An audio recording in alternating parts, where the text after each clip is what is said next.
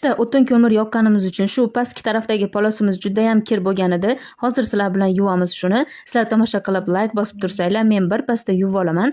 Grantga suv kelgan edi. Bizda suv bir kunda 2 soatga keladi. O'sha paytda idishlarni to'ldirib olamiz. Bugun bo'lsa poloslarni yuvib olaman dedim. Ichkari uydagi ishlarni qilib chiqqunimcha suv to'xtab qopti.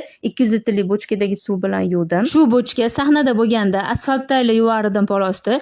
Chunki bruschatkamiz ancha eski bo'lgani uchun orasidagi sementlari ko'chgan, turpoqlari chiqib berdi-da rosa. Endi yana polos yuvadigan bo'lsam, 200 litrli bochkani sahnaga olib borib, o'sha yerga to'ldirib yuvishni plan qildim. Bir qator sovunlab, bir qator sodalab yuvdim, chunki suv tugab qoldi. Bo'lmasa yana 3-4 marta yuvardim. Meni nazarimda bu polos hech ham ochilmaydigandagida, lekin 2 marta yuvgan bo'lishimga qaramasdan yaxshi oqarib berdi. Piyozda qizil qopi bor, u setkali ataylab shunaqa to'playotgandim, polos yuvganda ishlataman deb.